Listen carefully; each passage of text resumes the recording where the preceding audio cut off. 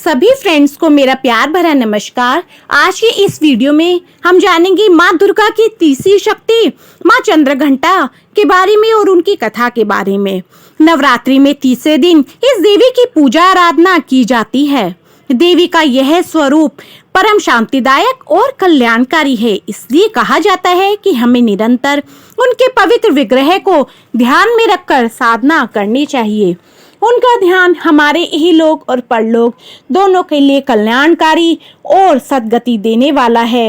इस देवी के मस्तक पर घंटे के आकार का आधा चंद्र है, इसलिए इस देवी को चंद्रघंटा कहा गया है। उनके शरीर का रंग सोने के समान बहुत चमकीला है।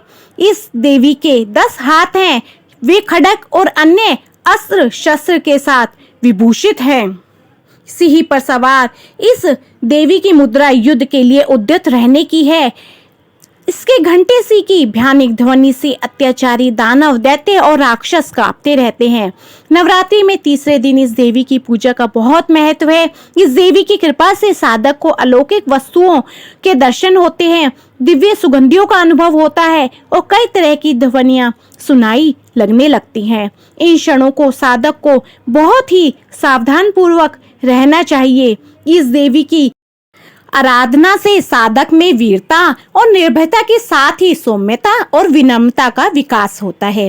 इसलिए हमें चाहिए कि मन, वचन और कर्म के साथ ही काया को विहित विधि विधान के अनुसार परिशुद्ध पवित्र करके चंद्रघंटा के शरणागत होकर उनकी उपासना आराधना करनी चाहिए।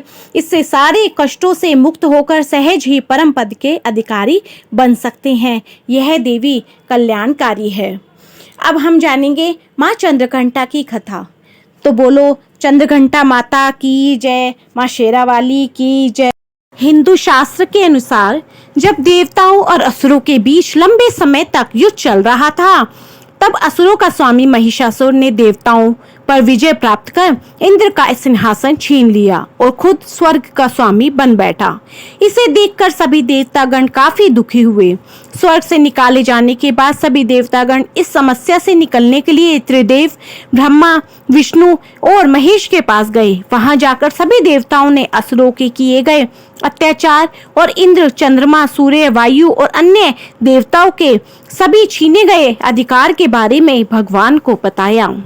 देवताओं ने भगवान को बताया कि महिषासुर के अत्याचार के कारण स्वर्गलोक तथा पृथ्वी पर अब विचरण करना असंभव हो गया है।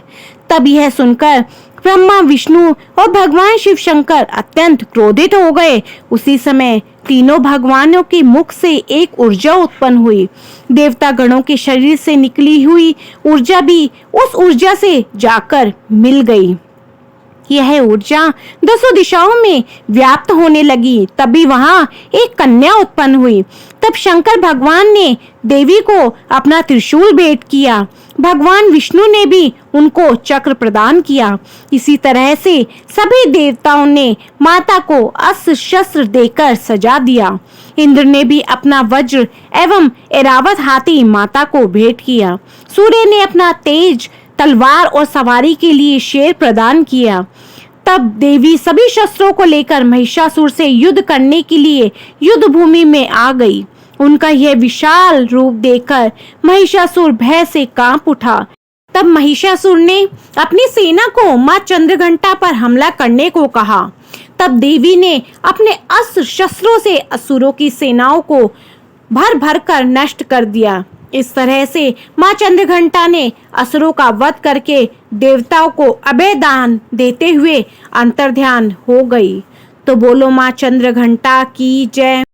तो देवी चंद्रघंटा भक्तों की दुख और परेशानियों को दूर करती है, भय से मुक्ति करती है और शत्रुओं का नाश करती है। हमें चंद्रघंटा माता की आराधना करनी चाहिए और उनका पूजन करना चाहिए।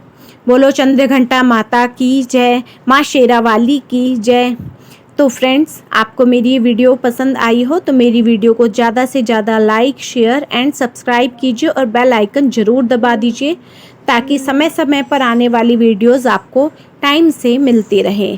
बोलो जय माता की।